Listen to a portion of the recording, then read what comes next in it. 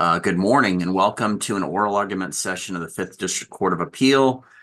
And my name is Rand Wallace. I'll be presiding this morning. Joining me on the panel are Judge Jim Edwards and Judge John McIver. And we have one case on the docket this morning at 10 o'clock. It's this Byram versus the state of Florida. And just ask that if anybody has any devices that may unexpectedly make noise during the oral argument, that we would just mute those. And other than that, Mr. Savy, I would assume you want 5 minutes of rebuttal unless you voice differently. Is that okay? Yes, Your Honor. Okay, then you may begin with your presentation. Yes, starting with issue one. It is our argument the state had committed prosecutorial misconduct by intentionally failing to disclose a statement by Montegus McDaniel in violation of Brady, misleading the trial court as to the purpose for the introduction of the untimely disclosed evidence related to Mr. McDaniel, which was a booking photograph, and then exploiting the Brady violation and the Richardson violation by knowingly making a false argument in violation of Giglio during its rebuttal closing argument. In the instant case, the state was able to introduce a booking photograph of Montegus McDaniel on purported basis that it was related to evidence that was going to be later introduced during the trial. During closing argument, the state argued that Mr. McDaniel could be or was likely the individual appellant described during his interview as a passenger in his vehicle who had shot the decedent. The state's argument. Yes. How does the introduction of the photograph harm your client? Well, the introduction of the photograph allows the state to then present something tangible to the jury to say, look at this is the gentleman. He kind of matches the description that Mr. Byram supposedly gives of the passenger. So it's a tangible connection that it's something in evidence that they can grasp onto to say, look, we have this booking photograph of McDaniel, the firearms found with McDaniel, and now we have this tangible connection because he kind of matches the description of this African-American gentleman in the photograph. Okay, but during the trial, didn't the judge go, are you surprised that there's a picture at all of McDaniel? And I thought you said, well, I guess not. I guess I should suppose there's a picture. I get your argument about the closing argument. Right. Saying McDaniel could have been the guy when the state apparently knew he was not incarcerated at the time of the shooting, right? I mean, that's your argument. Right. That's a primary, and I think there's layers to this. And the reason I bring this particular issue up is because to show the premeditation of this argument, because the state was setting this up. They wanted to have that photograph to tangibly show, hey, look, this could be the guy that was in that car. This is the guy linked to the murder weapon. This is the link to Mr. Byram. This isn't just some, I'm sorry, go ahead. And I just want to make sure I understand again, with McDaniel and a traffic stop, they recovered one of the Glocks. Is that correct? They recovered the firearm that I believe that it was determined to be the one that they were arguing was the murder weapon.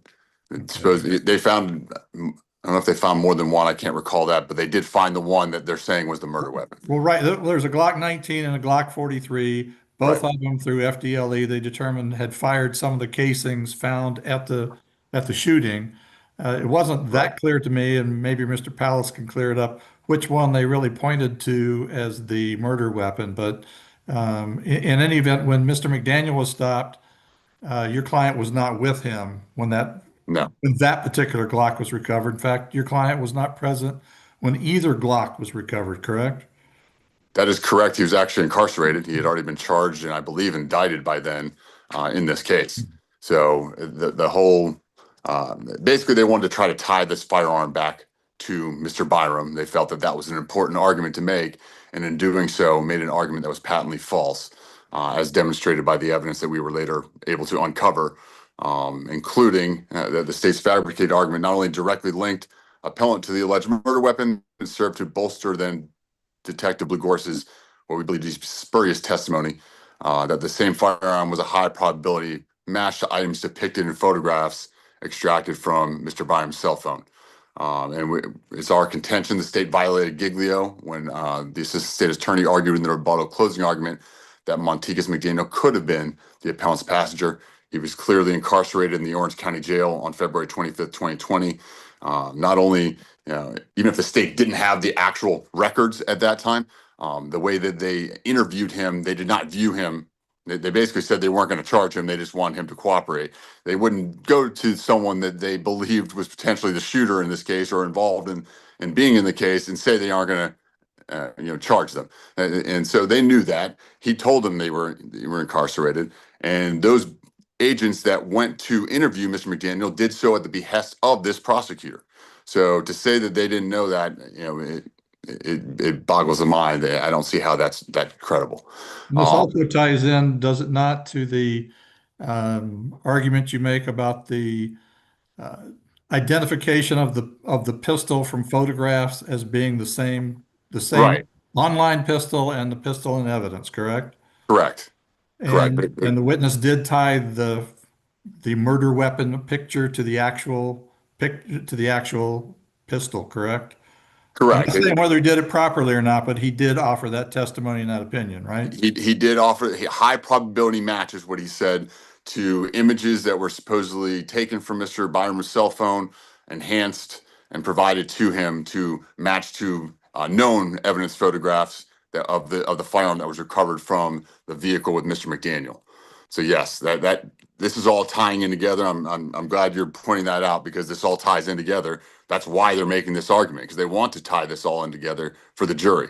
The evidence of Mr. Montegus McDaniel's interview, which was not turned over, was favorable to appellant's case. It would have put us on notice and established that he was not the person in the car, and he was in custody at the time, could not have been the shooter. They could not have made that false argument. We would have been able to contemporaneously object to the state's false argument that the passenger shooter in an appellant's vehicle was Mr. McDaniel.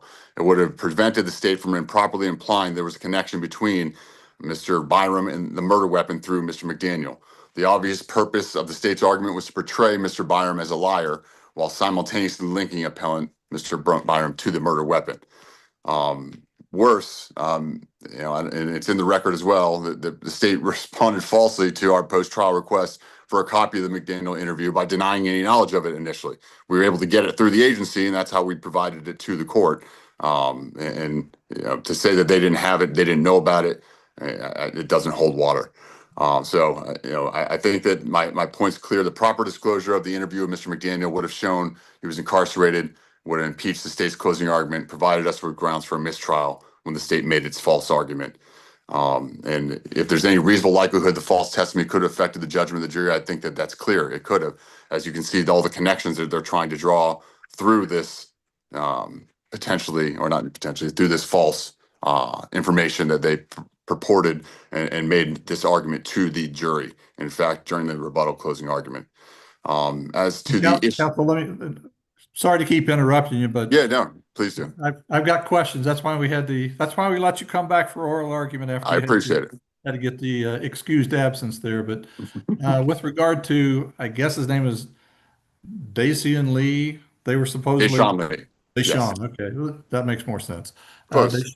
Deshaun Lee and the appellant having Facebook messages back and forth about possibly buying a gun, and the one it seems like the state hung its hat on was a message February 25th of 2020 at 5:50 p.m. saying, let me see it, meaning the 38, and you still got the Glock. But then it's not answered until actually 2 or 3 days later, is it? I mean, Leon 2025 says you still got the Glock. Then Leon February 27 says damn like damn cousin. And Right. then appellant doesn't respond till February 28th at 9 o'clock or 10 o'clock in the morning, 2 or 3 days later, and doesn't say anything about a Glock at that point, does he? He does not, Judge. He does not. And that's the whole point of why we believe this is improper, or it was improperly admitted as an adoptive admission. I believe that's the proposed theory of admitting this particular what we believe to be hearsay statements by Mr. Lee referencing the Glock, because and at no point in time, and it's very clear, and I lay this out in my brief as well, Mr. Byram was not a convicted felon at the time. It was not illegal for him to possess a Glock. It was not illegal for him to have a private sale or make a private sale of a Glock to a person who was eligible to purchase one. So there was nothing inherently improper in, for him to not respond to it. There's no adverse implication there, as if I'm doing something illegal, so that's why I'm not going to respond to it, or I'm going to say, hey, by the way, I would never have a Glock. He already acknowledges having a 38, and acknowledges that, and the 38 was not involved in this particular incident, was not involved in this homicide. So to add all of that in there, I mean, I don't see the relevance. One, two, it's hearsay because it's Mr. Lee's statements that were not properly adopted by Mr. Byram. And there was never any evidence presented as to, they didn't bring Mr. Lee in to say, yeah, I was talking to Quante Byram, or that there was any evidence that this real Stepo actually was Mr. Byram's Facebook account solely, or that other people didn't have access to it. So there's a number of layers to that as well. This all kind of ties into the Glock because they want to tie Mr. Byram to this Glock, and that, you can see that through multiple different ways that they try to do so, some of them improperly. So I don't know if that answers the court's question as to that. Yeah, because there were no fingerprints and no DNA. There was just the conversation on whatever Facebook, and then the state's witness who says, looking at these pictures, Right. this looks the same, even though there's a lot of differences. I'm pretty sure these are the same guns. Right. Yeah. Essentially. Correct. Okay. Go ahead. Go ahead. Yes. All right. So moving on to, and the court kind of alluded to this earlier, related to the testimony by Officer Blugoris based on the testimony of Mr. Russo. And we believe Mr. Russo should have been listed as an expert witness, and he was not. We objected to that. He was still allowed to testify, even though he was not proffered supposedly as an expert. We believe the material that he was testifying about should have been under the purview of an expert witness. He definitely enhanced the photos. He says, I just lighten the lights and darken the darks, but he used software, and there's no information related to that software that was put before the jury to say this is done properly. The proportions are going to be the same. Everything's going to be the same. And then Blugoris bases his entire opinions on, this identification of high probability on these enhanced images. Not to mention, obviously, that Mr. or Detective Blugoris had never been previously admitted as an expert witness in this field as far as identification of firearms. There was no indication as to his process as far as scientific process, whether it could be replicated by another expert, and it just didn't pass the Daubert standard. And we objected to this. It was admitted. It was obviously prejudicial. It allowed them to put an expert opinion that the firearm wasn't just that there was the same model. There was the actual high probability match to the murder weapon itself that was supposedly in images on Mr. Byram's phone, which is highly prejudicial. It was improper.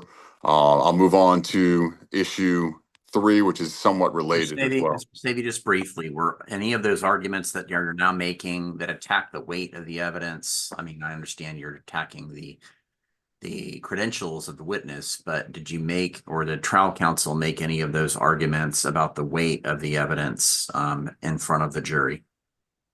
I have to go back through. I don't have my closing argument in front of me. I want to say I do recall making arguments related to Blugoris's opinion and it not being credible. I do recall, and again, the trial record would be the best indication, but I thought I had made arguments in closing, that he had never been an expert before in the field, that these weren't replicable, I think is the correct word.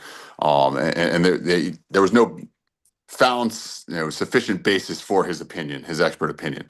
And so I think I did make those arguments to the jury, but I'll defer to the record because I don't have the closing argument right in front of me of the transcript. But I will defer to that. I don't know if that answers the court's question as to that. Yes, it does. Yep. Okay, thank you. All right, so we then go to the multiple discovery violations at trial. Failing to disclose an expert witness, Mr. Russo, law enforcement's interview with Mr. McDaniel, social media evidence related to Mr. McDaniel, an appellant that they attempted to get in, and were unsuccessful. But having a full Richardson hearing at that time, I think would have ferreted out this obvious intention of what they were eventually going to try to do with Mr. McDaniel and the images.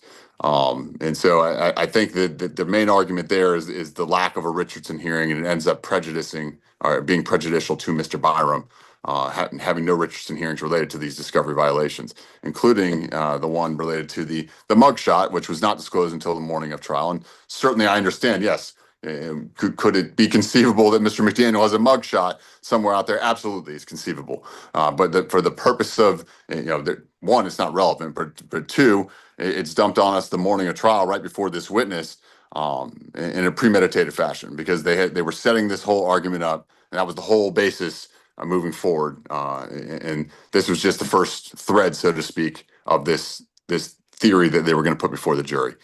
Counsel, how did they prove that the Glock from the McDaniel stop was the murder weapon? Do you recall? Or how did they prove that it was? I believe there was a ballistics expert who came in. I don't know if it was a tool mark examiner. I'm trying to recall. I believe there was an expert witness who came in and testified to that from FDLE, an firearms examiner. Based on the slug from the victim's head or what? That's what I was trying to. Yeah, that was never real clear to me, but I'm trying to recall that now too. I tell you what, you're into your rebuttal time, so if you want to Okay. think about it during your timeout, go right ahead. Thank you, Your Honor. I'll do that. Thank you. Alice. May it please the court. My name is Richard Pallas. I represent the state of Florida. Just to ping real quick off the question of which of these Glocks and how we associate it with being the murder weapon.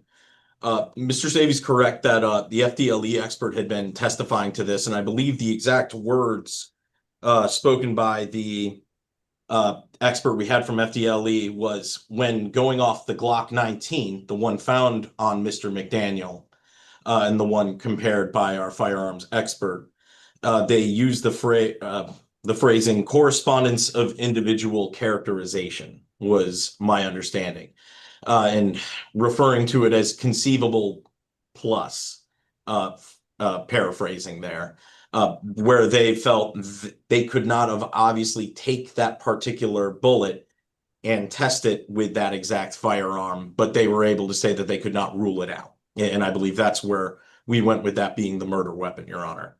Okay, and that was the Glock 19. Yes, Your Honor. The Glock 19, the one that was recovered on October 20th of 2020, when With McDaniel. yes, with McDaniel.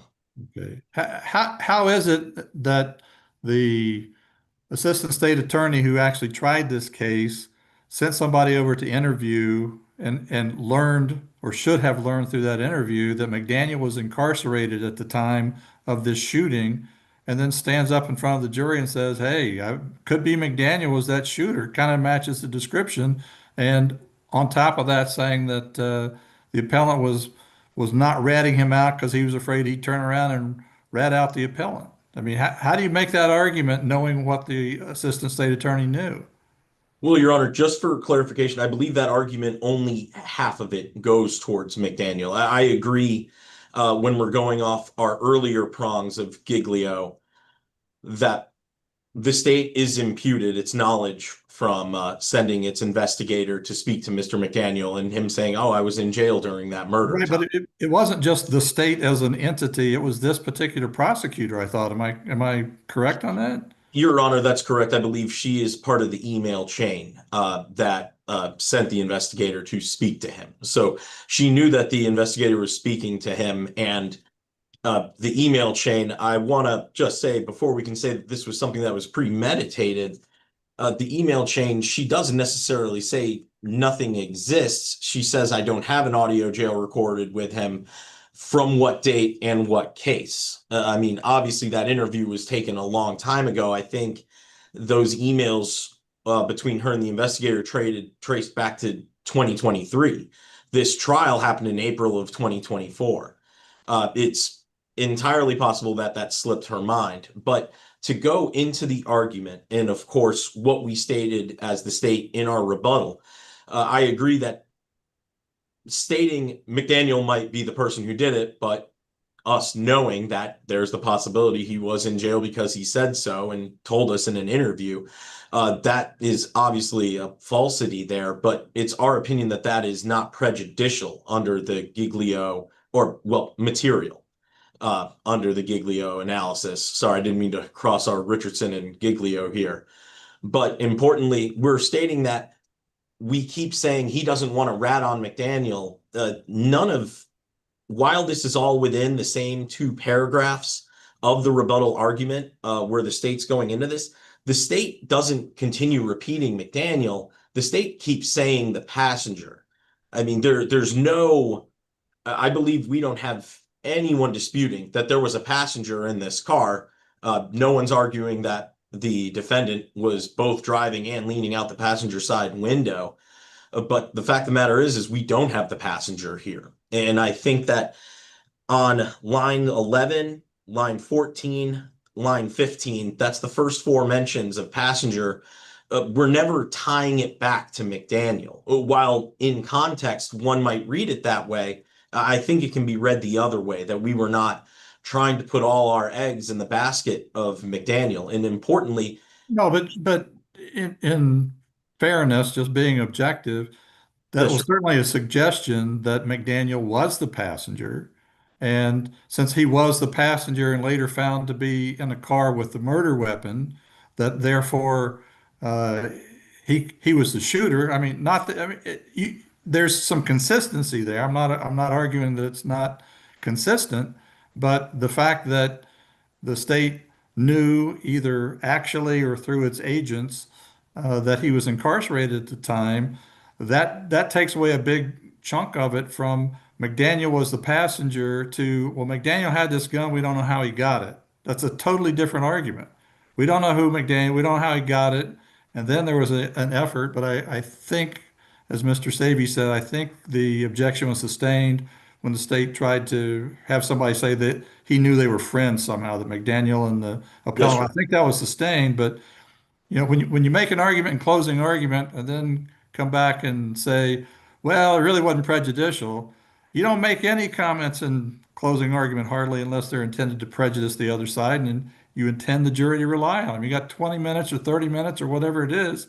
Everything in there is a piece of gold usually. So I always have trouble with that argument being made, but go ahead. well, yes, Your Honor. Obviously, everything the state is trying to argue here in favor of the defendant's guilt is prejudicial to the defendant. But here we're looking on whether it had a material effect on the defense's ability to prepare its defense. And I think that it's not just simple prejudice in, oh, did this go against the defendant?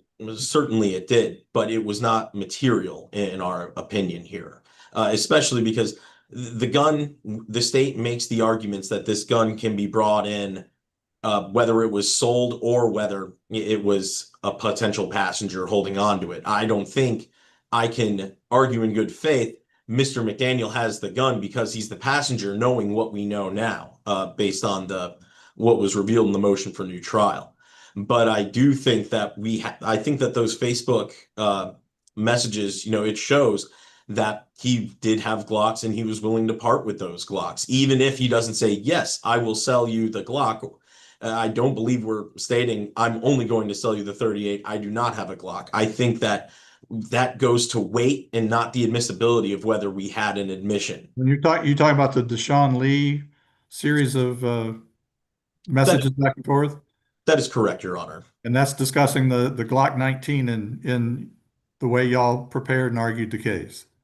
If that would have been, I could not tell you, Your Honor, for certain that they would be discussing the Glock 19 in that, but asking if he has a Glock and then two Glocks being associated with the shell casings that were found in this case, the 43 as well as the 19, it certainly allows the state to at least place an inference that this Glock gun could have been sold to Mr. McDaniel.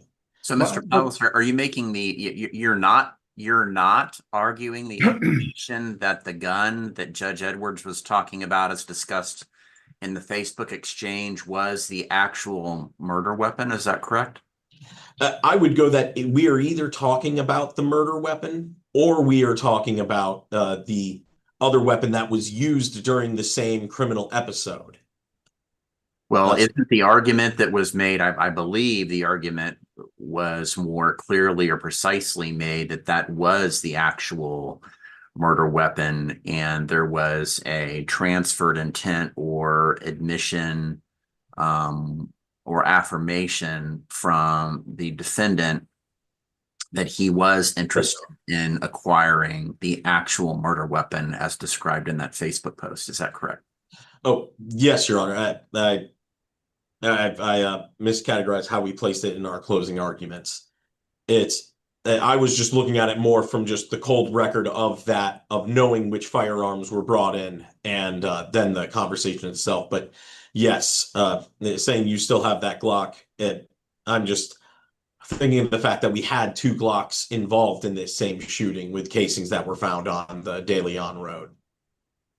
Well, I hate to go my cousin Vinny on you, but isn't the Glock, in terms of a semi-automatic pistol, 9mm, it's got to be one of the more popular brands with all the different models and generations it has, but that's out there. It's not like this is some unique weapon. There's a lot of Glocks out there, right?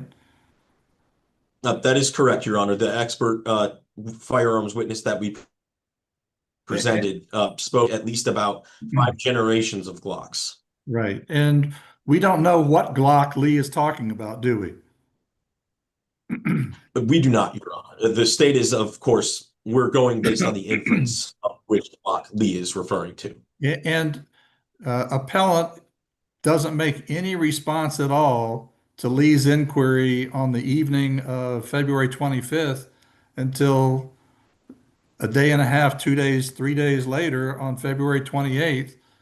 And then he doesn't talk about the Glock at all. He doesn't talk about the 38. It's just like when Lee asked him about the seeing the 38 and the Glock, there's no response at all from the appellant for a day and a half or 2 days, right? Yes, and if I remember correctly, that was the "what's your price range" response we're referring to. Yes, Correct? it is. It's It is. to me that is what's your price range for the Glock, the 38, or both. I think that can be read either way, and that's Well, something. right, but if you had the witness's testimony, but you're trying to get it in here as if he didn't have a Glock, he should deny it. But was there anything criminal at the time about him having a Glock? Your Honor, the only thing criminal about this Glock was that at the time that I believe this conversation was being had, it had been used in a murder. But you don't know which Glock he's even talking about. Here, Your Honor, we're mostly basing that on the inference here. I think Right, well, there's no inference in the conversation about which Glock it is. I mean, you're saying that the appellant had at least 2 Glocks, the Glock 19 and the Glock 43. I mean, you're attributing both of those to the appellant, aren't you? Yes, Your Honor. Okay, so how did you know and what proof did you offer that he didn't have 3 or 4 more Glocks? It's from what I have in this record here is that we only had our expert comparing 2 Glocks, at least in these videos, in comparing them to the Glock 43 and the Glock 19. Okay, and talking about those videos for a minute, your expert on that seemed to be really candid in terms of pointing out differences, and it seemed like there were an awful lot of differences between what he could see on the enhanced photographs taken from videos and what he saw in the weapons that were in the court, correct? Well, yes, Your Honor. The expert did testify to differences in these Glocks. However, I don't think that these are stark differences to say that they're different firearms. I believe that he qualified these differences in being able to support his opinion of a high probability match. And that's because What peer review articles are there about this comparison method? I didn't see that in the testimony. Your Honor, we had no peer review articles, but of course, just a lack of peer review would only bar us from admission under Frye. Here we're going. And what replication was there? What replication ability was there for these? Your Honor, as I recall, there was no replication by the expert brought in by the defense during its voir dire of our Daubert hearing, Mr. Byron. He stated that he did not replicate this. So, And of course, Minus minus the statement that there's a high probability that these are the same gun. Would this even be scientific evidence? Would just, yep, I'm looking at this gun, I'm looking at that gun, they're the same model. That's pretty much lay testimony at that point, right? Just stating these are the same models, and they're the same guns, that would be lay testimony, Your Honor. But Yes. saying this particular gun and that particular gun are the same. And I hope I'm not just repeating what Judge Edwards is asking here, but what scientific basis is there for them to be able to say this is the same gun, that this mass-produced gun based on these photographs could be the same exact gun as this mass-produced gun without looking at some identifying mark? I mean, this is all sort of just lay stuff that we all kind of understand, right? Oh, yes, just guns and looking at their make and model and possibly looking at what the average measurement of them would be. I mean, That's I could read a serial number, or hey, Yeah. that's a really unique grip that you have on there, or this guy has weird sights that most people don't have. That maybe would delve into the realm of even scientific, or not scientific, I'm sorry, even expert testimony, but still it's not scientific. It's just I recognize this model versus that model. Well, yes, Your Honor. I mean, obviously, Fry and Daubert were mostly considered under our scientific purview, but now, if I'm remembering correctly, our later decisions, we've qualified that Daubert is not just restricted to something of science. It's an expert in whatever we're saying that expert testimony goes to. Right, but typically you could say, like for an accident reconstruction, you can call it not scientific if you want to, but you can say there's a bunch of people out there doing what I'm doing, and they use this methodology, which is what I used, therefore it's considered reliable. I didn't hear any of that really or read it. Not a question to hear it. I didn't see that with that testimony. He's just, I've been around guns a lot. I know guns real well.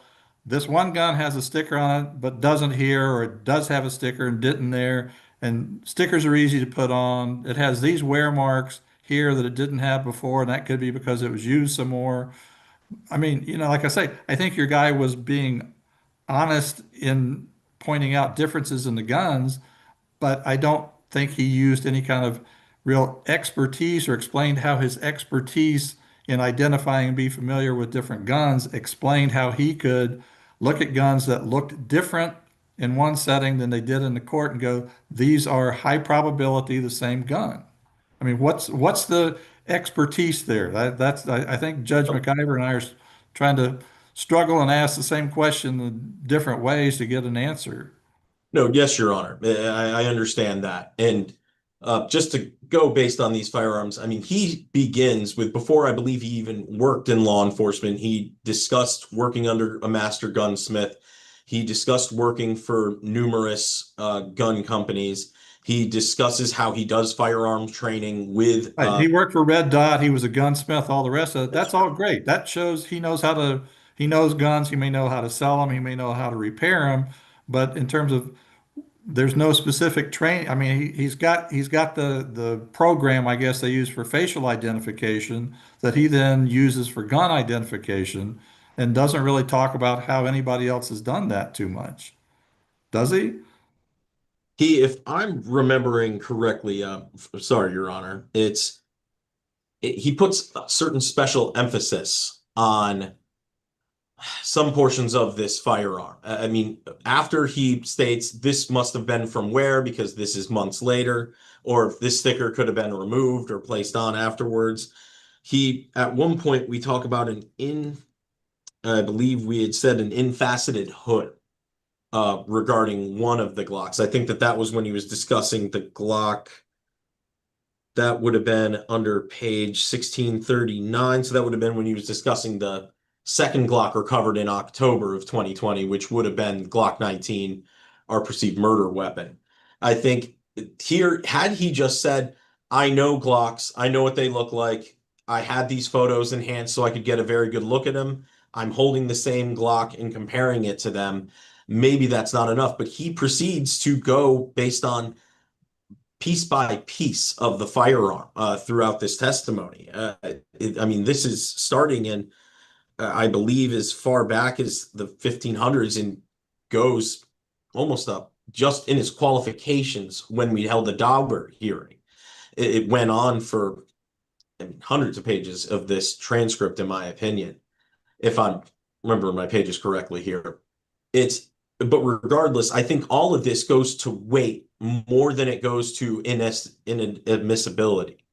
And of course, that was something the defense was allowed to harp on during its closing argument. And again, here, when we're having a ruling under whether something meets the Daubert standard, we're dealing with an abuse of discretion. And I don't believe we have it that no reasonable jurist would come to this same ruling under that particular standard of review.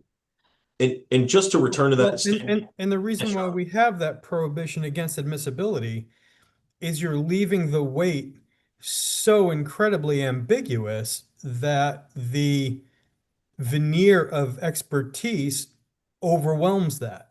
So to Judge Edwards' earlier question, the Glock's pretty ubiquitous. And the idea that, I mean, by way of comparison, going back to the text message exchange, if he had said, "Hey, do you have a gun?" there wouldn't be much weight to that. If he had said, "Hey, do you have an automatic firearm?" probably maybe a little more weight, but not much more to that. "Hey, do you have a Glock?" Well, now we're starting to narrow it a bit more, but how much did we really narrow it if it's one of the most ubiquitous firearms out there? Not much at all, really. But where that weight is left so ambiguous that the jury can't really do much with it, and then you have an expert saying, "But you know what? I'm pretty sure those are the same gun." That's why we have the admissibility question. No, that's very correct, Your Honor. And I understand that. But I think that the fact that we at least had this expert go over these firearms, piece by piece, is what was able to get this in here under our Daubert standard, at least. Because this is just to assist the fact finder with coming to its decision here. And again, we're dealing with the abuse of discretion standard of review for this. And I see that I am going into my time, but just to return to that standard real quick and us discussing Giglio, this was all raised in a motion for new trial. That is under the abuse of discretion standard of review. And I do not believe that, based on what the trial court had before it in this voluminous record, one-page mention of this in its rebuttal rises to the level of materiality required for a Giglio violation to reverse for a new trial. If anything, perhaps more factual findings would need to be found on a 3850 motion, but not for purposes of a Rule 3600 motion for new trial. All right, if Judge Wallace will permit me, let me ask a question about that black Infiniti with the Bolo. Oh, yes, for the motion to press. Right, that was a situation where the Bolo was called out. Nobody knew where the information came from, and nobody really knew what crime the people in the black Infiniti were being accused of. And the officer agreed that he could not identify anybody in the car until he stopped them. So how do you get around the Nettles versus State case that Judge Evander wrote up, that you have to have some idea of who the tip came from, and that's a reliable tip, and also that somehow the tip is not just, "Hey, you guys need to stop a black Infiniti that's a 2000, 2005 model year, but I think they were involved in such and such a crime." It just seems like there's a lot of gaps here with that, and how does that not cause trouble for you guys? Well, yes, Your Honor, to address Nettles, if I'm remembering Nettles correctly, that was we were talking about the man with dreadlocks case, correct? In a green Mercedes. Yes, the green Mercedes, man with dreadlocks. Nettles is distinguishable solely because that was something where the man was not even seen until 2 days later, and that's all they went based on, was that vague description. But here we were dealing with someone who's responding to a 911 call. We're told we know that medication was taken, but then it was returned. He did not learn it was returned at that time. But we have, I believe, on the body worn camera footage, it can be heard, black Infiniti. While we do not know the source of that information, I think here, because this was all unfolding within minutes, I think that that's what differentiates us from Nettles, because we're dealing with the reasonable suspicion standard. Well, but in terms of doing an investigative stop, the officer at that time is kind of putting 1 and 3 together rather than two and two together, because he doesn't really know what the Black Infinity is. And again, I'm not faulting the officer. You hear somebody call out Black Infinity and you see one come, as the judge who they tried to disqualify said, come flying out of the parking lot. I can see why that would get your attention, but in terms of actually being sufficient information to do an investigative stop, the fact that they got his phone during that stop, do y'all argue that the inevitable discovery, eventually you would have found this guy and arrested him because he was the passenger? I'm Well, sorry, the driver of the car. Well, certainly, Your Honor. I mean, I know at this point we already had the arrest warrant, I think, signed out on him for 320 Yeah, definitely. March 27th. It had already been signed. So by the time we pulled him over, he was able to be arrested for that. But unfortunately, I think we're missing some evidence in our record here for me to push into inevitable discovery. It is true he would be found. He would likely have his phone on him. I mean, that's just common sense, I believe. But more importantly, had I had something in this record, of course, when someone gets arrested, this is how Titusville Police Department or Brevard County Sheriff does their towing and the like. I mean, clearly the phone would have been inventoried or whichever, but that's evidence I don't have in here for the record. Our inevitable discovery would solely be that he was eventually going to be arrested. But again, when I'm looking at just reasonable suspicion to do an investigatory stop, he pulls them over and finds out they have nothing to do with this. That's why we have a lower standard for reasonable suspicion than for probable cause. We're just looking for probable criminality here. We're not looking for what we need to stop him and arrest him at this point. We are just trying to stop him, be able to go into an investigatory detention to speak whether or not this is what it was. And of course, we learned that this was someone that we were looking for by the time this happened. So I do believe that while we could have much higher quality information and the officer could have known much more, in the heat of the moment, I think that this is enough that a reasonable officer in that position, based on the totality of the circumstances, it's either let the Black Infinity zip off, or if someone's leaving, they're probably leaving because this might have something to do with what I'm responding here for. And I just heard that a Black Infinity is involved. I think a reasonable officer in those circumstances, an objectively reasonable officer in those circumstances, would have done so, Your Honor. Okay, thank you. I'm sorry to take the extra time, my colleague.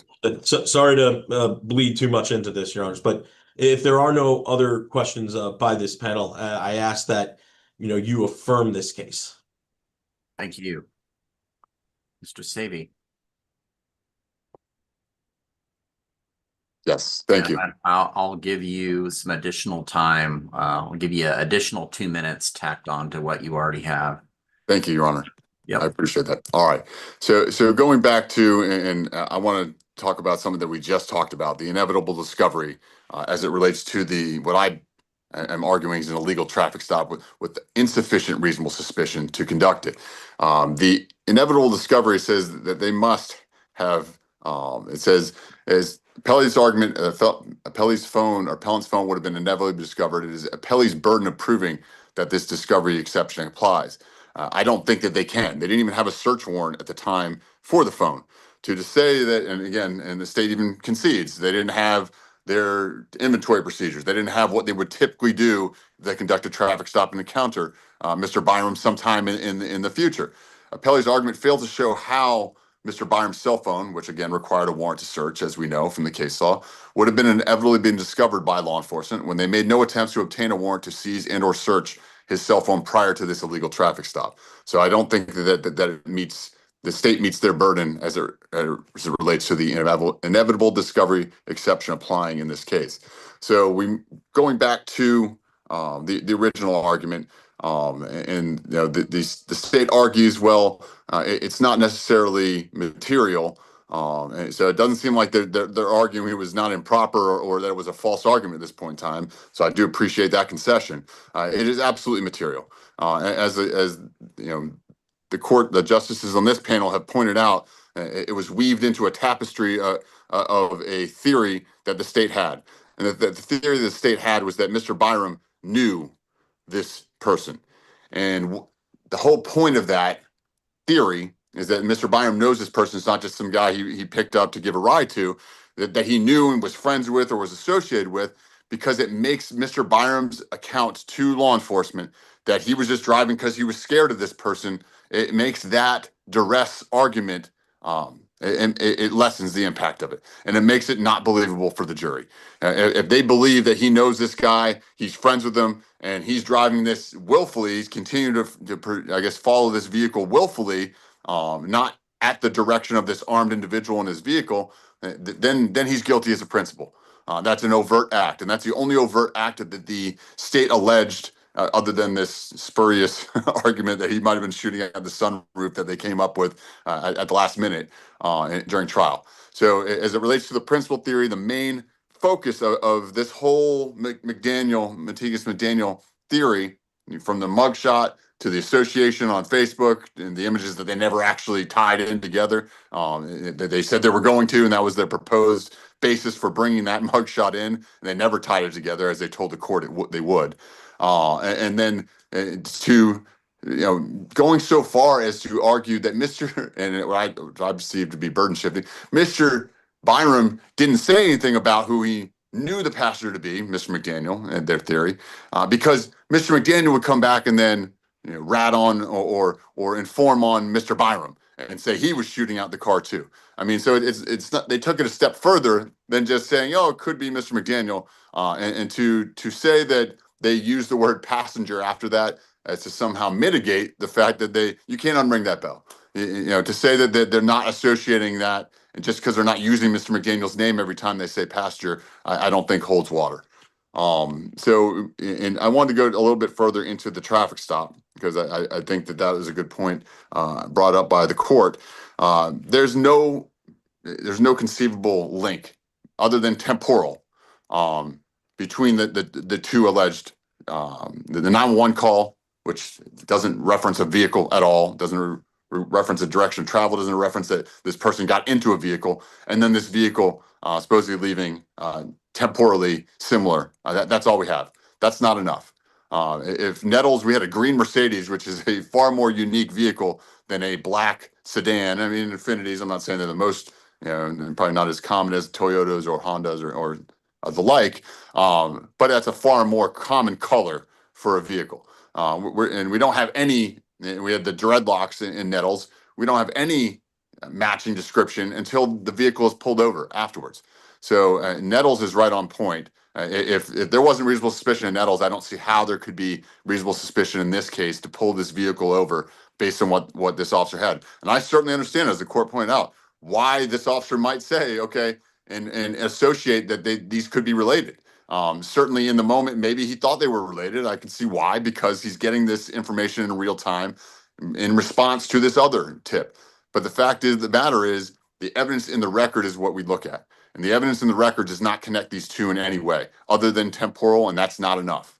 And clearly that's prejudicial to the defendant.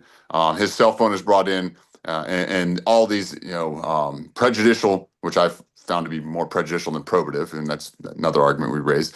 All these images of him, holding firearms supposedly after this incident occurred makes him look really bad. It makes him look like a criminal, makes him look like a thug. And in juxtaposition to how they portrayed the decedent in this case, who was a churchgoer, member of the choir, which again, we also found to be improper because they had already provided an explanation. He was going to pick up furniture. That would have been perfectly sufficient because there was no inference whatsoever. Counsel, I don't think the jury got too excited about the fact that he was going to choir practice. I don't think, if that's all you had, then Right. this would have been an Anders brief. So, I think you got enough other points without worrying about church and choir Okay. practice. Understood. It was dovetailing in, so I wanted to mention it. I don't know how much time I have left. Let me see if I can see that on here. 25 seconds. Okay. Your Honors, I appreciate your attention in allowing us to not only have more time to do these oral arguments, but also, or at least have the time to do these oral arguments, but also to expand the page limit to deal with all the multiple issues. Asking the court to reverse, vacate Mr. Byram's convictions for a new trial. Thank you. Thank you, counsel. And it was a very well argued case, very well briefed, and we will stand in recess. Thank you. Have a great day. Thank you. Have a great day, everybody. Have a great day.